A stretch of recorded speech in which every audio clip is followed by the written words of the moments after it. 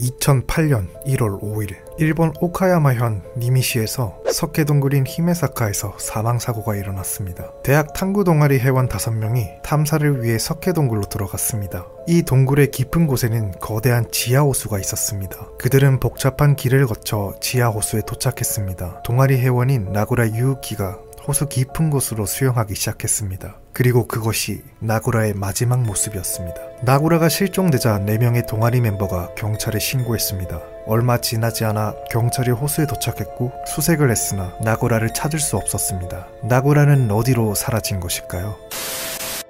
2008년 1월 5일 오후 6시 15분경 경찰은 히메사카 동굴에서 사람 한 명이 실종되었다는 전화를 받습니다. 이 동굴은 매우 비좁으며 빛이 잘 들어오지 않아 어두운 동굴입니다. 그래서 이 동굴은 조명이나 램프가 없으면 수색을 할 수 없었습니다. 그리고 나구라가 실종된 지하호수는 깊이 30m, 길이는 20m입니다. 이러한 힘든 수색 환경 때문에 경찰은 전문적인 수색대를 꾸려 그를 찾기 시작했습니다. 하지만 이 동굴은 길이 너무 복잡하고 어두워 2차 피해자가 생길 위험도 있어 수색하는 시간이 길어졌습니다. 실제로 나구라 구조에 투입된 한 수색대원은 16년 동안 이 일을 해왔지만 가장 힘들었다고 했습니다. 이런 힘든 환경 속에도 5일이라는 긴 시간 동안 수색했지만 나구라의 시신과 유류품 등을 찾을 수가 없어 결국 2008년 1월 10일 수색이 중단되었습니다. 그런데 경찰은 수색 과정에서 의구심 하나가 생겼습니다. 왜 빛도 잘 들어오지 않는 이런 오지에서 동굴 탐험과 수영을 했을까? 사실 이 동아리는 전통적으로 히메사카 동굴의 호수에서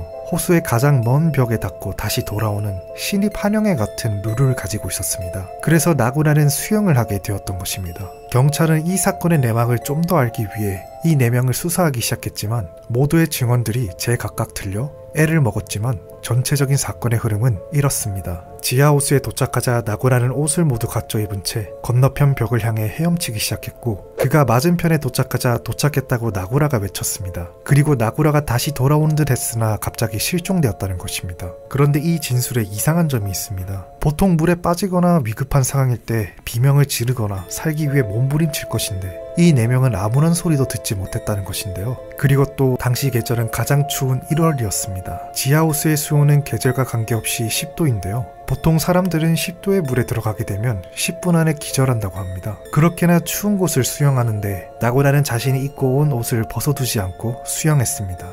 그렇다면 나구라는 수영이 끝난 후 젖은 옷을 입고 동굴을 다시 나갈 생각이었을까요? 아니면 누군가가 그 옷을 치운 것일까요? 하지만 가장 의심스러운 점은 나구라가 실종된 이후 멤버들의 행동입니다. 그들은 나구라가 실종된 지 4시간이 흐른 뒤에야 경찰에 신고를 했으며 전화를 할 당시 4명 모두 동굴 밖에 있었습니다. 그 말은 혹시 모를 나구라의 구조 요청을 대비하지 않고 모두 동굴을 나왔다는 것입니다. 무서워서 모두 나왔을 수도 있지만 평소 위험한 탐험을 즐겨하던 동아리가 이러한 위급한 상황에서 사고가 발생한 현장을 모두 이탈한 것은 쉽사리 이해가 되지 않습니다.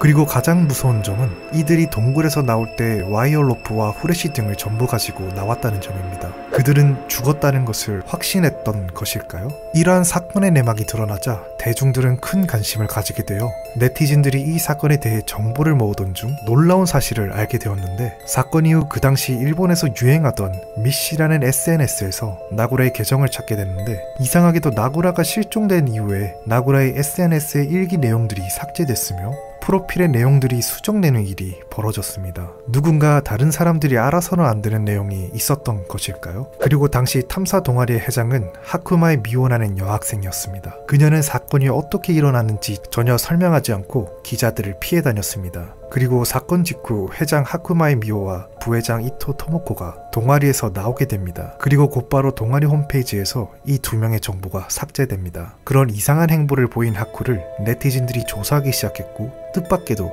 하쿠의 미씨 프로필에도 변화가 생겼는데 그것은 사용자의 이름이 변경되었으며 본인의 일기와 소개문이 전부 삭제된 것이었습니다. 네티즌들은 이를 두고 미래의 취업과 경력을 고려해 엮이고 싶지 않아 삭제했다는 이야기와 무언가 찔리는 게 있어 기록을 지웠다는 이야기로 대립하였습니다. 이 사건은 현재까지도 무수한 의혹만 남긴 채 나구라는 실종 상태입니다. 여러분은 어떻게 생각하시나요?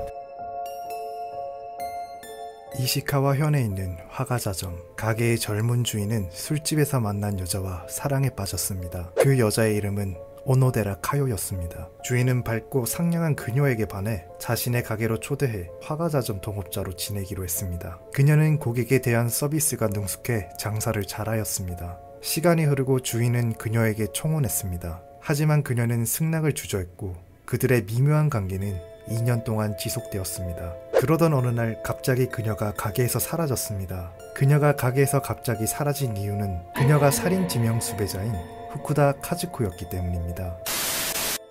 이시카와현의 화과자 가게의 젊은 주인은 오노데라 카요라는 여성과 사랑에 빠졌습니다. 하지만 그녀에게는 함께 사는 다른 남자가 있었습니다. 보통 사람들이라면 여자를 포기하겠지만 그는 그녀에게 미쳐 있었고 그녀를 얻기 위해 노력했습니다. 그녀가 계속해서 술집에서 일한다면 경쟁자는 더 많아질 것이 뻔해 그는 그녀를 위해 방을 마련해주고 생활비도 주었습니다. 또한 그는 자신의 가자 가게에 그녀를 고용해 그녀를 술집에서 나오게 했습니다. 1985년 그들의 관계에는 큰 변화가 생겼습니다. 그녀는 그의 사실혼 아내가 되었습니다. 그녀는 화과자점에서 일하면서 평소 술집에서 해오던 서비스를 좀 더 발전시켜 고객들에게 능숙하게 대했고 점점 입소문을 타기 시작했습니다. 그녀 덕분에 가게 매출이 많이 늘었고 그 덕분에 가게를 확장하고 직원들도 많이 늘었습니다. 그는 그녀에 대한 마음이 더 확고해져서 프로포즈를 했습니다. 하지만 그녀는 어떤 이유에서인지 계속 결정을 미루었습니다. 시간이 흘러 1987년 그는 우연히 길가에서 지명수배지를 보았습니다. 에히 매현 마스야마에서 여자를 살해한 후쿠다 카즈코. 근데 이상하게도 오노데라 카요와 비슷하게 생겨서 섬뜩함을 느꼈습니다. 그가 이러한 사실을 그녀에게 말하자 얼굴이 닮은 사람이 있는 곳은 흔한 일이라며 얼버무렸습니다. 시간이 흘러 그녀는 자신의 조카라는 남자를 가게에 데려왔습니다. 그녀의 조카는 그곳에서 일하기 시작했습니다. 그는 그 조카라는 사람이 의심스러워 조카의 운전면허증을 확인하게 되었는데 면허증의 주소가 에히메현 마츠야마였습니다. 지명수배지에서 나온 장소와 같았습니다. 그의 의심은 확신으로 바뀌기 시작했습니다. 그래서 그는 경찰에 신고를 하게 되었는데 그날은 그녀가 동네 사람의 장례식 준비를 돕고 있었습니다. 경찰은 그녀가 있는 곳을 즉시 갔습니다. 그러나 그녀는 눈치가 빨라서인지 도망치고 없었습니다. 그렇게 도망간 그녀는 10년간 계속 성형을 하면서 일본 전국으로 도망쳤습니다. 1996년 그녀의 공소시효가 1년밖에 남지 않은 시점 후쿠이현 오뎅집에는 여사장님의 따뜻한 인심과 맛있는 오뎅으로 인해 단골 손님이 많았습니다. 그런데 어느 날 48세 나카무라 레이코라는 손님이 찾아왔습니다. 그녀는 화장품 가게에서 일한다고 소개했습니다. 그녀는 다른 단골과 잘 지냈고 여사장님과도 친해져서 자주 들리게 되었습니다. 어느 날 식당 TV에서 공소시효가 얼마 남지 않은 후쿠다 카즈코를 다루는 프로그램이 방송되었습니다. 나 후쿠다 카즈코 닮았지? 그 말이 날 화나게 해. 나카무라 레이코는 뜬금없이 이렇게 말했습니다. 그러나 여사장님과 단골 손님들은 웃을 수가 없었습니다. 그 이유는 그녀의 말투가 프로그램에서 나오는 것과 너무 비슷했기 때문입니다.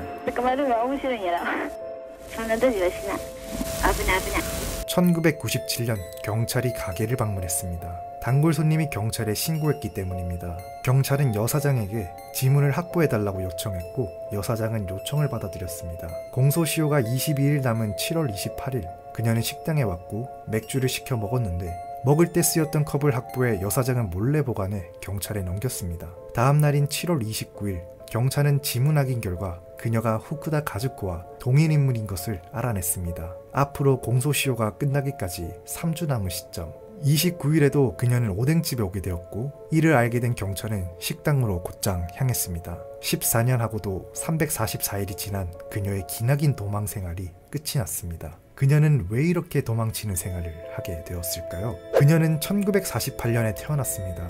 그녀의 부모는 그녀가 어렸을 때 이혼하고 어머니가 홀로 키웠습니다. 그녀의 어머니는 매춘업소 관리자였습니다. 그렇게 불우한 생활을 하던 그녀에게 행복이 찾아왔는데 고등학생 때 남자친구가 생긴 것이었습니다. 하지만 그녀의 남자친구는 사고로 죽게 되었습니다. 그때부터 삐뚤어지기 시작한 그녀는 상습절도로 감옥에 가게 되었고 석방된 이후에는 캬바레에서 일하기 시작했습니다. 돈을 많이 벌기 시작했지만 모두 빚을 갚는 것으로 사용됐습니다. 하지만 빚은 너무 불어나 있었고 결국 일하던 곳의 전 동료 호스티스 집을 강도질하기로 마음먹게 됩니다. 그녀는 동료의 집에 몰래 들어가 목 졸라 죽였습니다. 그 당시 그녀는 결혼을 했었고 남편과 아이가 있는 상태였습니다. 그녀는 남편에게 전화를 걸어 자신이 저지른 일을 설명했고 남편은 자수를 권했지만 그녀가 응하지 않자 함께 시신을 옮겨주었습니다. 4일 후 실종신고가 들어와 경찰은 조사하기 시작했습니다. 그러던 중 목격자의 진술을 듣게 되고 그날 수상한 행적을 보인 차량의 번호를 알게 되었습니다.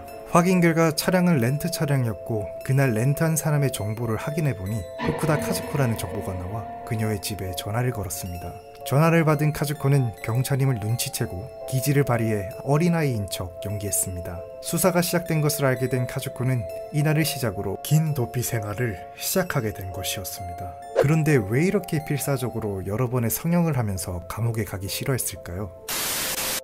그녀가 절도죄로 마츠야마 감옥에 갇혀 있을 때 마츠야마 형무소 사건이 터졌는데 이 사건은 야쿠자 조직원 제수가 간부에게 뇌물을 주고 여성 수감자를 성폭행하는 등 아주 비인간적인 사건이 일어난 일이 있었습니다. 그날의 트라우마를 가지고 있어 필사적으로 도망친 것이었습니다. 그렇게 20개의 가명을 가지고 있으며 여러 번 성형을 하며 일본 전국을 떠돌며 도망친 카즈코는 공소시효 만료 3주 전에 구속되었고 2003년 그녀는 무기징역을 선고받았습니다. 그리고 2년 후 그녀는 뇌경색으로 감옥에서 사망했습니다. 오늘 준비한 영상은 여기까지입니다. 감사합니다.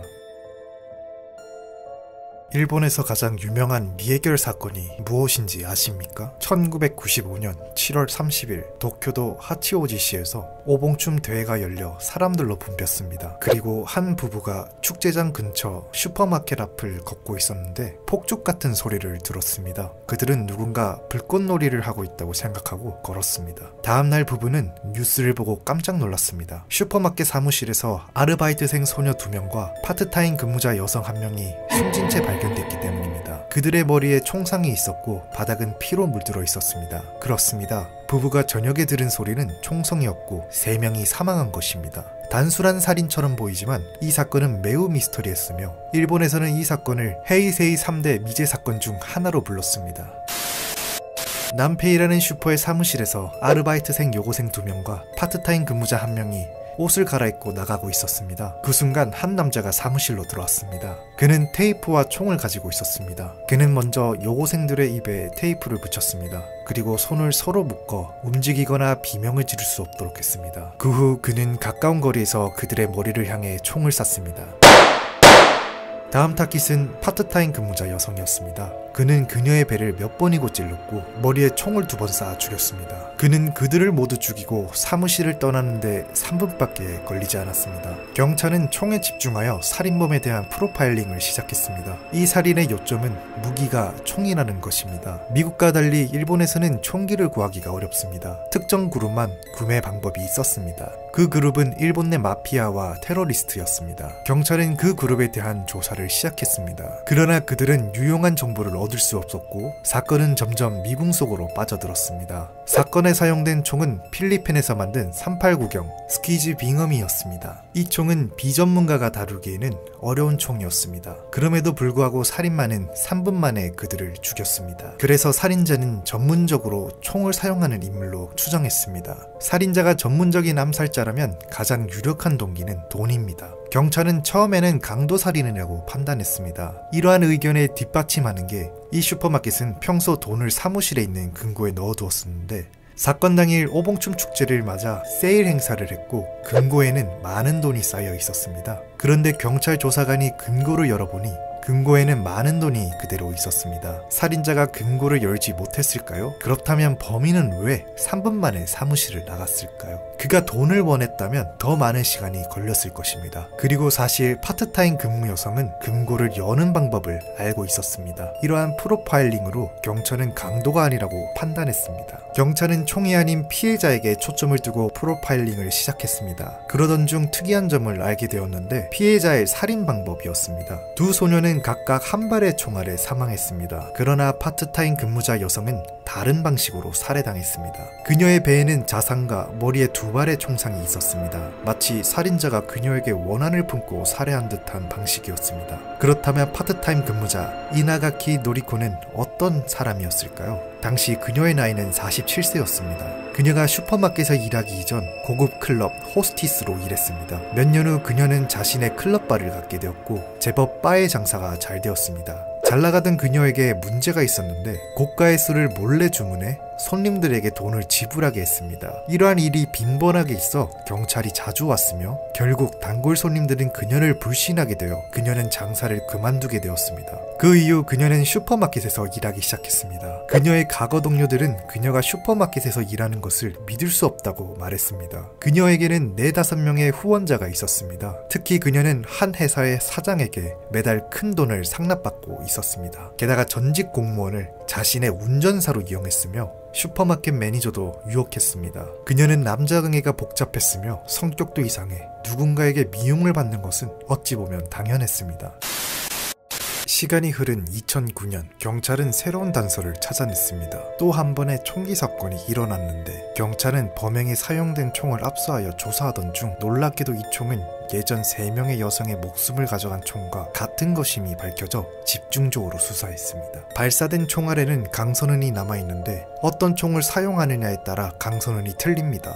그런데 이 강선은이 슈퍼마켓 살인사건과 동일한 것으로 밝혀졌습니다. 경찰은 범인을 신문하기 시작했으나 범인이 이 총은 선물 받은 것이며 그 사건과 연루된 적이 없다며 부인했습니다. 경찰은 더 명확한 증거가 없어 수사가 진전되지 못했습니다. 경찰은 현재까지도 이 총의 출처를 조사하고 있습니다. 2022년 7월 피해자 중 한 명인 야부키 메구미의 모교에서는 아직도 그녀에 대한 추모 행사를 하고 있습니다. 그 당시 담임과 동급생들도 참석하고 있으며 그녀를 애도하고 있습니다. 하루빨리 피해자들을 위해 이 사건의 진실과 범인이 밝혀지기를 기원하며 끝마치겠습니다. 어느 날과 다름없이 평범한 하루를 보내고 있었던 가족이 있었습니다. 집안에서 자고 있던 딸아이가 실종되기 전까지는 말이죠. 실종된 아이의 이름은 이시이마이. 이시이마이는 어디로 간 것일까요?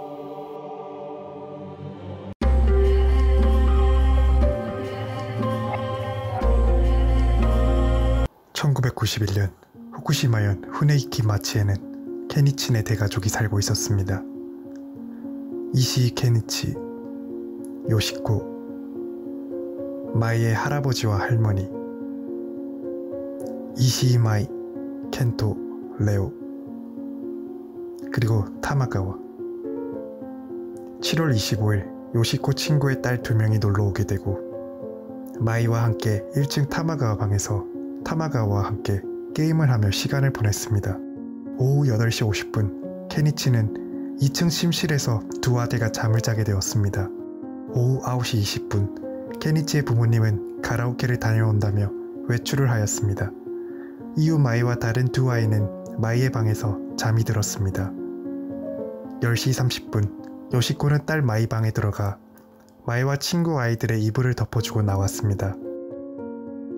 이후 2층 화장실에서 볼일을 보던 요시코는 현관문이 철컥 하는 소리를 듣고 창문을 내다보니 타마가와가 집 밖으로 나가고 있었습니다. 그리고 요시코는 1층으로 내려와 목욕을 했습니다. 목욕을 하던 11시경 현관문이 닫히는 소리와 함께 계단을 올라가는 소리를 듣게 됩니다. 그러나 대수롭게 생각하지 않은 요시코는 목욕을 마치고 남편과 두 아들이 잠든 침실로 가서 잠에 들었습니다. 새벽 2시 케니치의 부모님이 가라오케에서 돌아오게 되는데 현관문이 잠겨있지 않고 열려있던 것을 이상하게 여겨 집을 살펴보던 중 타마가와가 집에 없다는 사실을 알게 되었습니다. 그래서 자고 있는 케니치를 깨워 이 사실을 알렸으나 케니치는 내일 이야기하자며 다시 잠에 들었습니다. 새벽 4시 20분 케니치는 잠에서 일어나 2층에 있는 사무실로 가던 중 2층 현관문이 열려있어 이상하게 여겼습니다. 새벽 5시 20분 마이와 같이 잠을 잤던 두 아이들이 깨어나 마이가 사라지고 없어진 것을 알고 케니치에게 이 사실을 이야기하고서야 마이가 사라진 것을 온 가족들이 알게 되었습니다. 곧바로 경찰에 신고하게 되고 경찰이 집안을 살펴본 결과 가족이 아닌 사람의 지문이나 흔적이 전혀 발견되지 않았습니다. 그리고 경찰이 경찰관을 동원해 집안을 수색한 결과 경찰견은 1층 현관문 앞에서 멈췄습니다.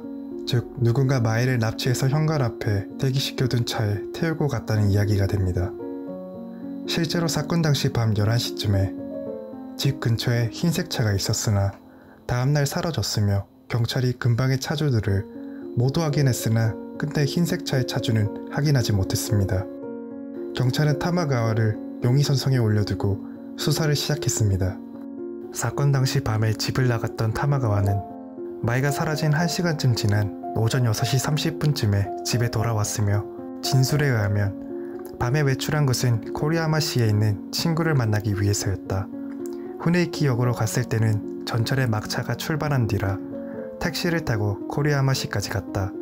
그러나 친구를 만나지 못해 전철 첫 차로 집에 돌아왔다 라고 했습니다. 경찰은 친구를 만나기 위해 밤을 새웠다는 타마가와의 비상식적인 행적에 의구심을 가졌습니다. 그러나 타마가와를 2주간에 걸쳐서 조사한 끝에 증거가 없고 코리야마시까지 태워졌다는 택시기사가 나타났기에 알리바이가 성립하게 되어 명의선상에서 내려오게 됩니다. 그렇지만 케니치는 타마가와를 계속 범인으로 의심했습니다. 이유는 타마가와는 별로 질이 좋은 사람이 아니었기 때문입니다. 케니치 조카의 남자친구였던 타마가와는 원래 폭주족이었고 케니치의 조카가 방황할 때 폭주족에서 만나게 되었다고 합니다. 이후 케니치는 자신의 건설회사에 타마가와를 취직시켜줬지만 두 사람은 그다지 사이가 좋지 않았다고 합니다. 타마가와가 본드를 흡입하던 것을 보고 케니치는 몇 번이고 꾸짖은 일도 있었습니다. 시간이 흘러 케니치는 결국 회사를 정리하고 타마가와를 미행했지만 도움이 될 만한 증거를 찾지 못했습니다. 이후에도 마이의 부모는 TV에 출연하는 등 마이를 찾으려고 했었지만 구체적인 제보나 증언은 없었습니다. 이 사건은 2006년 7월 24일에 공소시효가 만료되었습니다. 타마가와는 때가 오면 모든 것을 이야기하겠다고 인터뷰한 적이 있습니다. 하루빨리 진실이 밝혀지기를 기원합니다.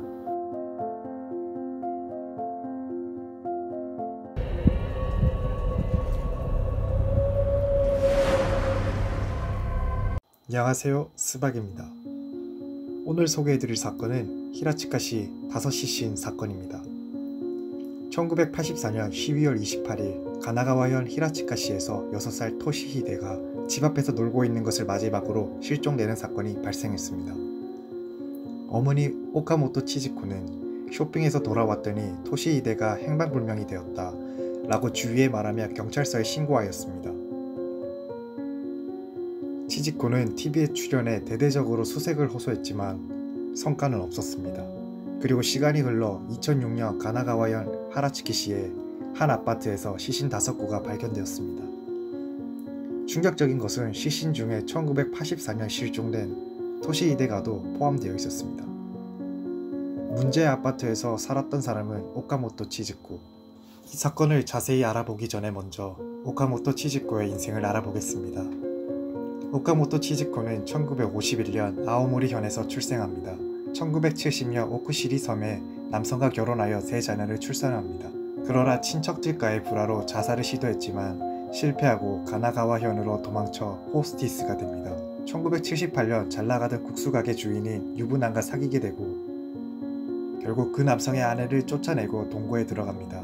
여기서 유부남의 전처 자식 야마우치도 함께 살게 되고 이 해에 토시히데가 태어납니다. 1984년 6월이 된 토시히데가가 실종됩니다.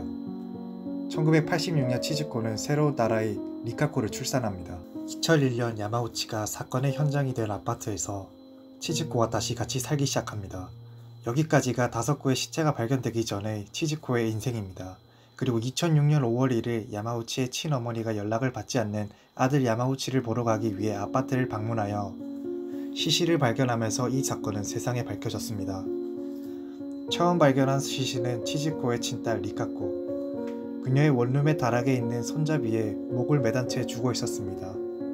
그 옆에는 야마우치가 목에 칼에 찔린 채 죽어 있었습니다. 조사 과정에서 야마우치의 옆에 유서가 있었는데 내용은 이러합니다. 이를 본 경찰은 이복 남매 간의 근친상간 끝에 동반자살이라는 판단을 내리려고 했습니다.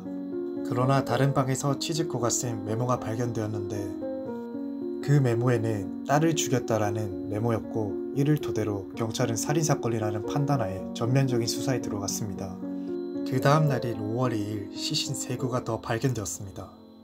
2층 다락방에서 2개의 종이 상자가 발견되었는데 하나의 상자에는 사내아이의 시신이 있었고 다른 하나에는 신생아 시신 2구가 발견되었습니다. 특히 하나의 상자에 들어있는 사네아의 시신은 해부해본 결과 키가 120cm 정도 되며 22년 전에 실종된 토시 히데가와 흡사하다고 판단하여 DNA 검사를 하였습니다. 그 결과 토시 히데가로 밝혀졌습니다. 나머지 신생아 시체 2구도 DNA 결과 그녀의 자식으로 밝혀졌고 리카코 출생하기 전 태어난 것으로 보고 있습니다. 5월 3일 행방을 감췄던 치즈코가 친딸 리카코에 대한 살인 혐의로 긴급 체포되었습니다. 리카코는 2005년 10월 12일 이후부터 그녀의 주변 인물에게 목격된 증언이 없으며 그녀의 인터넷 일기도 10월 12일 이후로 끊긴 것으로 보아 10월 12일 이후 살해된 것으로 보고 있습니다. 실종 이후 리카코의 지인이 문자 메시지를 보낸 적이 있었는데 그때 자신을 입원했으니 찾지 말라는 식으로 문자를 받았다고 했습니다. 경찰은 치즈코가 조작하여 보낸 것으로 판단했습니다. 시간이 흘러 2006년 8월 이 사건에 대한 재판이 시작되었습니다. 야마구치는 유서가 있었기 때문에 2006년 3월에 자살한 것으로 인정되었습니다. 또한 20년 가까이 경과된 시신 3구에 관해서도 공소시효가 지났기에 재판을 받을 수 없었습니다. 그리하여 친딸 리카코에 관한 재판만 진행되었고 살해 혐의가 인정되어 징역 17년형을 구형받게 됩니다. 그리고 2019년 그녀는 출소하게 됩니다. 시체 4구에 대한 진짜 진실은 무엇일까요? 안녕하세요, 스박입니다. 오늘 소개해드릴 사건은 도쿄 사이타마 연쇄 유아 납치 살인 사건입니다. 1962년 8월 21일 미야자키 츠토는 도쿄도 아키루노시에서 신문사를 운영하는 유복한 집안의 장남으로 태어났습니다. 출생 당시 손에 기형이 있어 손바닥을 뒤집지 못하는 장애를 가지고 태어났습니다. 그러므로 학창시절 집단 괴롭힘을 당했었습니다. 심지어 단기 대학에 재학하면서 학업을 거치던 와중에도 좋아하던 동급생에게 고백을 했으나 손을 뒤집지 못하는 장애로 인해 거절당하였습니다. 그렇게 점점 히키코모리 생활을 수개월 동안 계속하게 되었습니다. 이러한 츠토무를 이해하는 사람은 오직 그의 할아버지뿐이었습니다.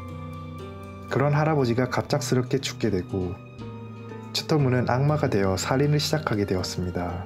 1988년 8월 22일 사이타마현 이루마시에서 4살의 소녀 콘노마리를 납치하여 살해 후 비디오 카메라로 사체를 외설 행위를 하면서 이를 촬영하였습니다.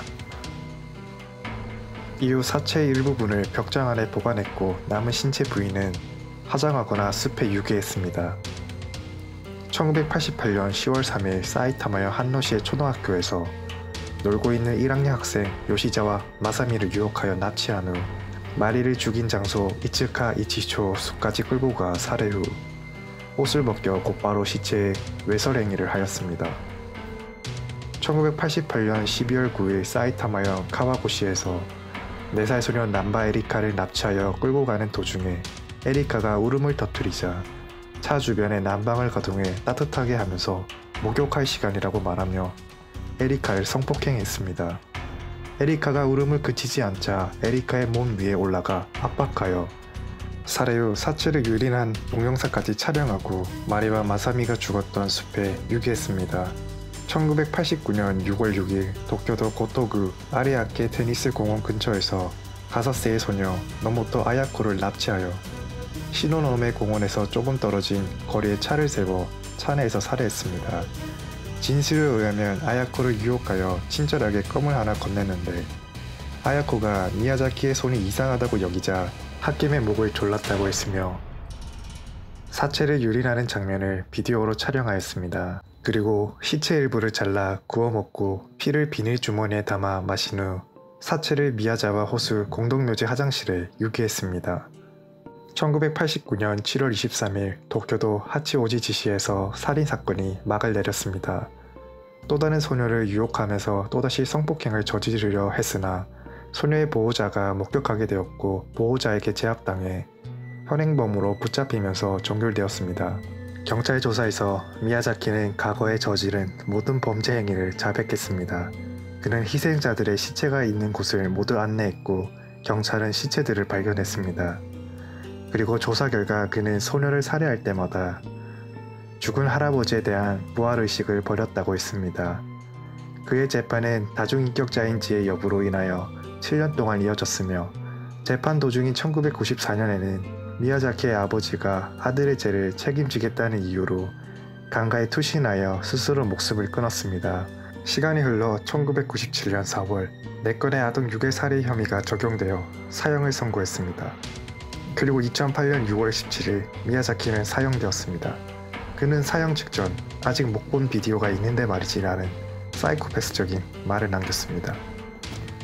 広島から捜索の最新情報の報告です。広島県北広島町の我流山の林道の入り口です。 안녕하세요, 스박입니다. 혹시 한이 서린 여성의 목소리를 들으셨나요? 이 뉴스가 보도하고 있는 사건은 시마네 여자 대학생 시체 유기 사건입니다. 2009년 11월 6일 시마네현 근접한 히로시마현 가르산 정상 근처에서 여성의 머리가 발견되었습니다. DNA 감정을 실시한 결과 2009년 10월 26일부터 행방불명이었던 19세 히라오카 마야코로 확인되었습니다. 사체 발견자는 산에 버섯을 따러 간 남성으로 머리가 낙엽 위에 놓여져 있던 것을 발견하여 경찰서에 신고했습니다. 목에는 칼로 예리하게 절단된 상흔이 있었고 앞면에는 구타당한 흔적이 발견되었으며 뇌출혈로 사망하였다고 발표되었습니다. 시마네 히로시마현 합동팀은 살인에 의한 사체 성계 유기 사건으로 보고 시체가 발견된 장소와 피해자가 살고 있던 하마다시를 중심으로 200명 이상의 일원을 동원해 수색을 시작했습니다. 7일 산림에서 자대퇴골 일부가, 8일에는 양손발이 없는 몸통 부분, 9일에는 왼쪽 발목, 19일에 동물의 배설물에서 피해자의 손톱이 발견되었습니다. 가슴은 칼로 도려내어져 있었으며 복부는 내장이 파여져 있었습니다. 너무나도 잔혹한 상태의 경찰 조사단조차도 인간 위의 동물에 먹혀버린 것이 아닌가라는 의견이 나올 정도였다고 합니다. 피해자의 계좌에서 돈이 인출된 기록도 없었고 평소 스토커의 피해도 없었으며 누군가에게 원한의 관계도 없었습니다. 그렇기에 불특정한 대상을 노리는 사이코패스에게 당한 엽기살이 사건으로 여겼습니다. 그럼 피해자가 실종된 당시의 행적을 알아보겠습니다. 2009년 10월 26일 오후 4시 30분부터 미나토 마치의 쇼핑몰에서 아이스크림을 판매하는 아르바이트를 하고 있었습니다. 오후 9시 15분경 아르바이트를 끝내고 퇴근하는 모습이 쇼핑몰 방범 카메라에 포착됐지만 집으로 향하는 여러 개의 도로변 방범 카메라에는 모습이 보이지 않았고 집으로도 돌아간 흔적이 없었습니다. 피해자는 퇴근 후 동료 2명과 함께였으나 가게에서 나온 쓰레기를 내다버리는 잔업을 해야 해서 혼자 퇴근해야만 했습니다. 방범 카메라를 통해 입구에서 나간 시각을 초 단위로 조사하였고 피해자가 걸어간 방향과 같은 시각에 나온 여러 명을 특정하였지만 특별한 소득이 없었습니다. 아르바이트 하던 곳과 집까지의 거리는 2km 남짓한 짧은 거리였기에 항상 도보로 이동하였는데 그 일대는 밤이 되면 완전히 어두워지고 지나다니는 사람도 거의 없어 주민들 사이에서도 위험하다고 여겨지던 장소였습니다.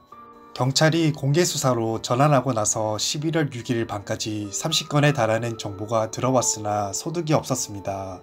유일한 증거라고는 사체에서 피가 묻은 비닐 조각이었습니다.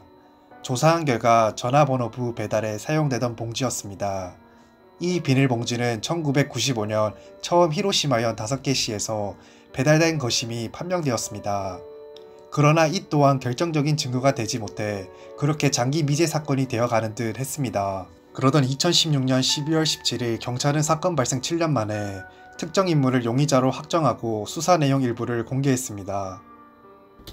시모노세키시 출신의 야노 요시하루, 충격적이게도 피해자의 시신 발견이 들뒤 야마구치현의 고속도로에서 부친의 무덤을 다녀오던 중 모친과 함께 교통사고로 사망했다는 것이었습니다. 사건 직후 사망해버린 데다 피해자와 아무런 접촉도 없는 인물이었기에 야노는 수사 대상에 오르지 않아서 수년 동안 사건이 긴 미궁의 터널 속에서 좀처럼 헤어나오지 못했던 것이었습니다.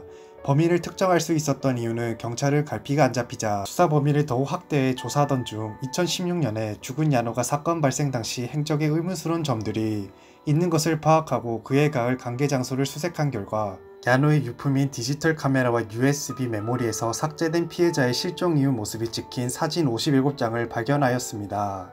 놀랍게도 사진 속의 장소는 마스다에 거주하던 야노의 집이었고 범행에 사용되던 칼도 찍혀 있었습니다. 수사 관계자는 야노가 교통사고로 죽기 전까지 주변인들에게 범행을 암시하는 발언을 한 점과 피해자가 실종당한 날과 그 다음날 이틀 동안 야노가 출근을 하지 않은 점 등도 범인인 이유임을 밝혔습니다. 경찰은 2017년 1월 17일에 죽은 야노를 불기소 처분함으로써 사건 수사를 종결하였습니다. 일각에서는 디지털 카메라와 USB 메모리를 복원한 사진을 단 한 장도 공개하지 않는 등 여러 의혹을 제기하였지만 받아들여지지 않았습니다. 집에 찾아온 손님이 살인범이란 사실을 알게 된다면 어떻게 하시겠습니까? 새해 초 집을 찾아온 한 남자가 있었습니다. 당시 11살이었던 집주인의 딸은 그 남자의 얼굴을 보고 갑자기 창백해졌습니다. 이유는 그녀가 집을 방문한 남자가 연쇄살인범 니시구치 아키라라는 것을 누지셨기 때문입니다.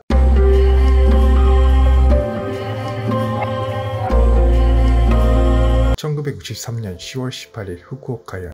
당시 37세였던 니시구치 아키라는 한 산길에서 첫 살인을 저질렀습니다. 피해자는 담배상인과 담배상인 차량 운전사였습니다. 미리 준비해둔 망치로 살해했으며 돈가방을 챙겨 도망쳤습니다. 그는 왜 흉악한 살인범이 되었을까요? 1925년 12월 14일 오사카에서 니시구치는 유복한 가정에서 태어났습니다. 부모 모두 독실한 가톨릭 신자였으며 이를 보며 자란 니시구치 아키라는 신부가 되기 위해 공부했습니다. 중학생이 되어 가톨릭 학교로 진학하게 되었는데 엄격한 교육과 지켜야 하는 규칙이 많았습니다. 자유분방하게 자란 니시구치 아키라에게는 너무나도 엄격한 생활이었습니다. 결국 중학교 3학년 때 학교를 자퇴하게 됩니다. 어릴 적 꿈을 포기하게 되자 탈선하기 시작하여 절도와 사기죄로 소년원과 감옥에서 복역했습니다. 20살이 된 니시구치 아키라는 옥중에 후쿠오카현 출신 여성과 결혼하게 되어 4명의 아이의 아버지가 되었습니다. 그러나 곧 바로 불륜을 하게 되고 불륜 상대에게 돈을 빌리게 되었습니다. 그 돈을 갚기 위해 결국 2명을 살해하게 되었습니다. 그러나 목격자가 있었으며 증언을 토대로 니시구치가 용의선상에 올랐으며 지명수배가 되자마자 니시구치는 도주했습니다.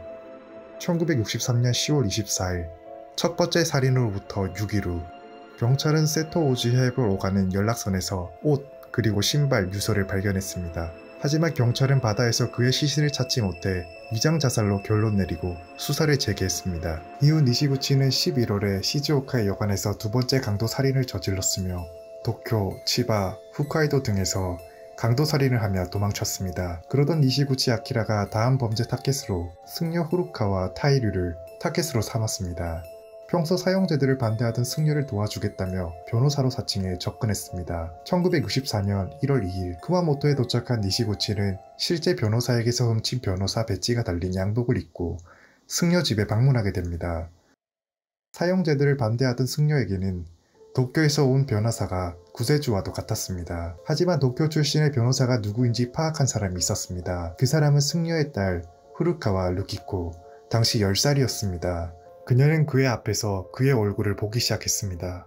그리고는 집에서 뛰쳐나와 수배범들의 전단지를 보러 갔습니다. 그녀는 변호사와 닮은 남자의 사진과 그의 남자의 이름을 보았습니다. 그 순간 그 변호사가 연쇄살인범을 깨닫게 됩니다. 집에 돌아온 루키코는 비밀리에 아버지에게 이러한 사실을 털어놓았습니다. 하지만 아버지는 무슨 소리야, 무례하다며 꾸짖었습니다. 그러나 승려도 점차 변호사를 의심하게 되었고 얼굴을 관찰하기 시작합니다. 그러던 중 수배범이 가지고 있었던 점과 사마귀를 발견하게 됩니다. 승려는 변호사가 연쇄살인범 니시구치임을 알아차리게 되어 니시구치를 잡기 위해 자신의 집에 하룻밤 머물게 했습니다. 그리고 마침내 그가 잠든 틈을 타 경찰에게 신고하여 연쇄살인범 니시구치 아키라는 새벽 4시경 마침내 체포됩니다.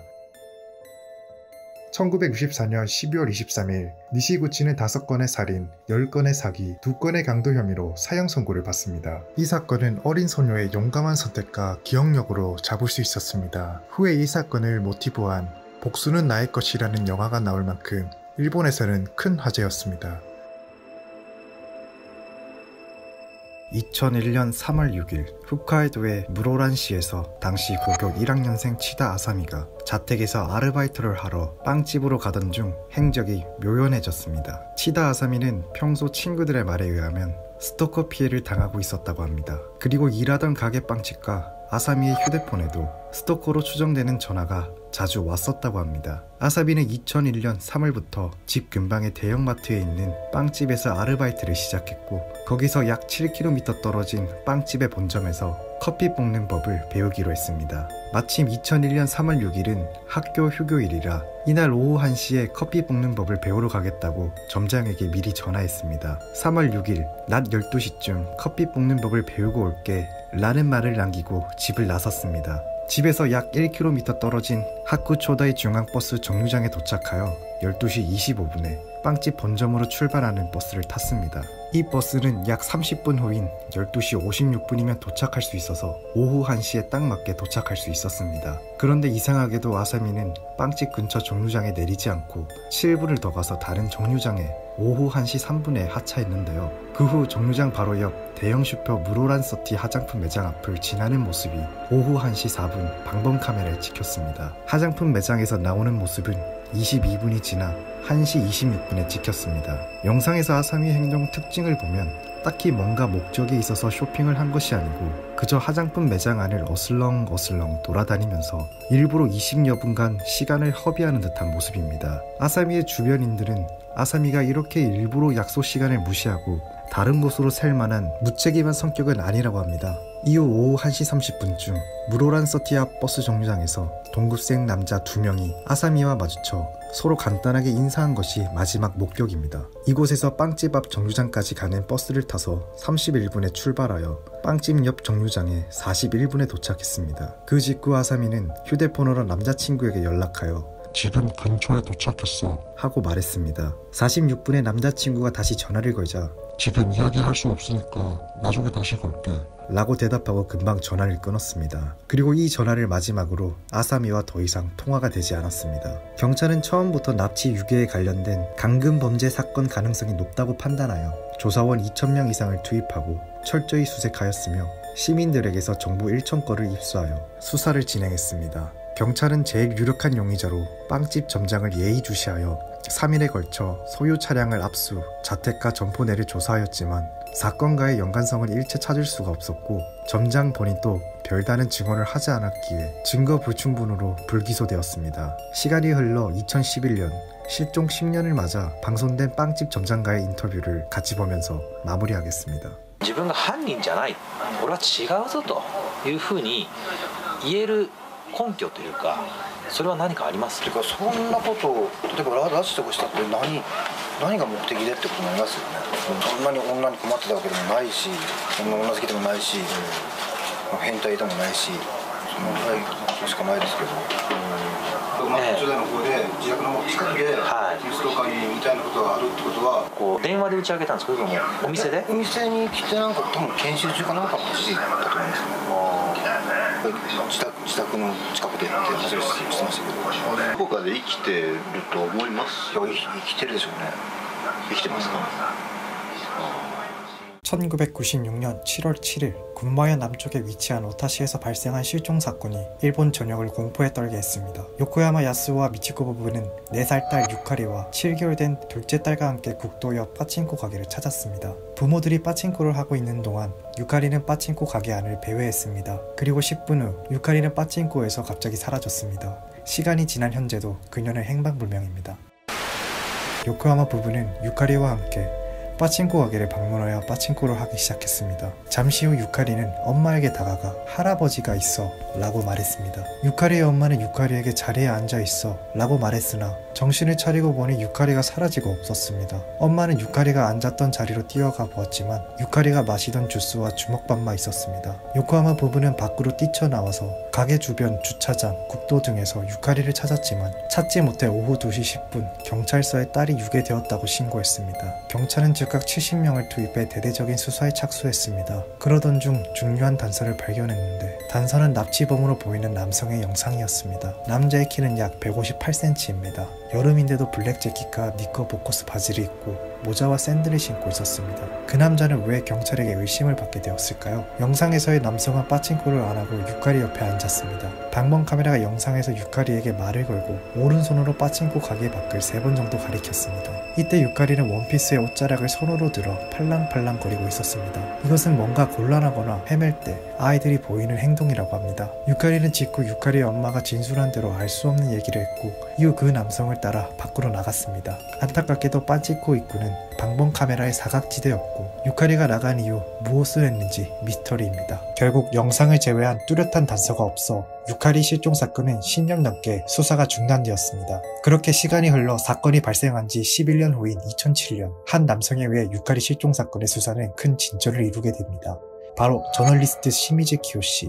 2007년 시미즈 씨는 TV 프로그램에서 미해결 범죄를 다루며 유카리 행방을 조사하기 시작하게 되었는데 유카리 실종 사건을 조사하던 중 이 실종 사건과 비슷한 사례를 발견했는데요. 바로 마츠다 마미 살인사건. 이 사건은 이른바 아시카가 사건이었습니다. 유카리가 실종된 빠친코 근처에 있는 도치기현 아시카가시에서 일어난 일입니다. 4살 된 마츠다 마미는 아버지가 빠친코를 하던 중 갑자기 사라졌고 다음날 아침 인근 강 하천에서 시체로 발견되었습니다. 이외에도 1979년 같은 도시에서 후쿠시마 마야 사건, 1984년 같은 도시에서 하세베 유키 사건, 1987년 군마현 오지마시에서 오사와 토모코 사건을 발견했습니다. 이 4건의 살인사건은 유카리의 실종 사건과 많은 유사점이 있었습니다. 첫 번째는 피해자의 나이와 성별입니다. 이 5건의 피해자는 모두 4살에서 8살 사이의 소녀들입니다. 두 번째는 이 5명의 아이들이 사라진 곳이 빠친코 가게나 공원이며 군마현과 도치기현 경계에서 반경 10km 이내에서 발생했습니다.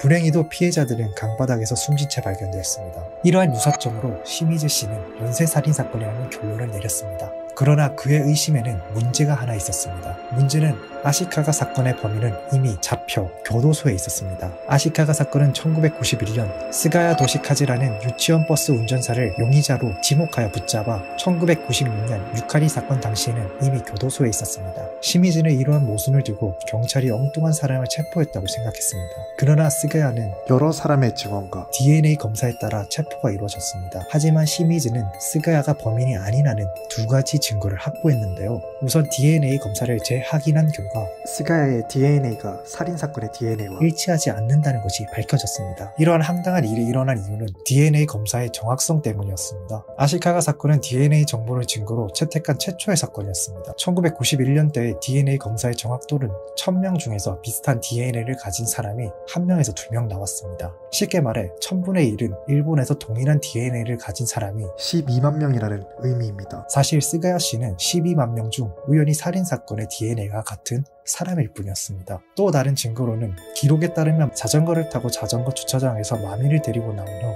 자전거를 타고 강둑에서 강바닥까지 내려와 숨지게 했다고 했습니다. 시미즈는 스가야와 같은 키와 몸무게의 사람을 준비하고 기록에 나와 있는 방법으로 테스트했습니다. 그 결과 제 시간에 살인을 저지르는 것은 불가능하다는 사실이 밝혀졌습니다. 시미즈 씨는 스가야를 범인으로 만든 2가지 증거가 틀렸음을 확인했습니다. 결국 시간이 흘러 2009년 스가야는 범인이 아닌 것으로 밝혀져 17년 만에 감옥에서 풀려나게 되었습니다. 결과적으로 시미즈 씨의 연쇄살인이라는 이론이 엄청 관심을 받게 되었습니다. 이후 시미즈는 진짜 범인을 찾기 위해 아시카가 사건의 목격자들과 이야기를 나눴습니다. 목격자들의 말에 따르면 날씬하고 날렵한 사람이었다. 마치 루팡 3세 같다. 시미즈는 그 이후 매일 도치기현과 군마현 경계 부근에 있는 빠친코 가게를 조사하기 시작했습니다. 그리고 목격자들이 진술한 특징과 유사한 사람을 발견했고 그 사람이 어디에 살고 있는지도 파악했습니다. 그는 이 이야기를 군마와 도치기 경찰 측에 말했습니다. 그러나 경찰은 전혀 수사를 시작하지 않았습니다. 기다림에 지친 시미즈는 혼자 루팡 3세라는 인물의 집에 찾아갔습니다. 그리고 루팡이라는 인물을 만나게 되고 곧장 18년 전 사건에 대해 묻고 싶습니다. 그날 아시카가에 계셨죠? 라고 묻자 루팡은 전혀 기억나지 않습니다. 라고 말했습니다. 이후 모든 질문에는 애매하게 말했습니다. 하지만 점차적으로 루팡은 자기가 하는 말에 대한 일관성이 없어지고 결국엔 사건이 있던 그날 아시카가에 있었다고 인정했습니다. 또한 그는 마미가 사라진 빠친코 가게에 있었다고 인정했습니다. 그리고 마미와 대화도 나눴다고 말했습니다. 이어 시미즈는 유카리의 행방에 대해서도 물었습니다. 그러자 루팡이 대답했습니다. 그 사건은 알고 있지만 그 당시 그 빠친코는 가본 적이 없습니다. 12년 전 일인데도 그는 엄청 단호하게 말했습니다. 시미즈는 이 대화 내용 말고도 결정적인 증거를 얻게 되었는데 그것은 바로 루팡의 DNA였습니다. 루팡의 DNA를 수집한 시미즈 씨는 현대 최신 DNA 검사를 의뢰했고 그 결과 아시카가의 사건에서 발견한 DNA에 일치했습니다. 그는 이러한 결과를 가지고 다시 한번 경찰 측에 가져갔습니다. 그럼에도 경찰은 전혀 관심이 없어 보였습니다. 사실 경찰은 아시카가 사건 당시 루팡을 중요한 용의자로 주목하고 있었습니다. 하지만 스가야가 범인의 DNA와 일치해 수사가 종료되면서 이후 루팡에 대한 조사는 이루어지지 않았습니다. 그리고 유카리 사건이 일어났을 당시에도 경찰 측은 루팡이 범인일 것이라는 생각을 가지고 있었다고 시미즈는 생각하고 있습니다. 시미즈는 그럼에도 체포하지 않은 첫 번째 이유로는 아시카가 살인 진범이 루팡이라고 번복하게 된다면 스가야가 무죄를 받게 되고 그 당시 최초로 도입된 DNA 수사 기법에 타격을 입을까 두렵고 경찰 측의 자존심에 흠이 갈까 두려웠다는 이유와 두 번째로는 아시카가 사건의 재수사가 결정된 2008년 당시 범인으로 잡힌 용의자가 12일 만에 사형당했는데 만약 이러한 사형이 누명으로 확정이 나면 경찰의 입장이 굉장히 난감해지므로 침묵하고 있다는 이유를 제시했습니다. 지금도 유카리 부모님들은 유카리를 잊지 못한다고 전해지고 있는데요. 하루빨리 진범에 대한 진실이 밝혀졌으면 좋겠습니다. 이상 스토리박스였습니다.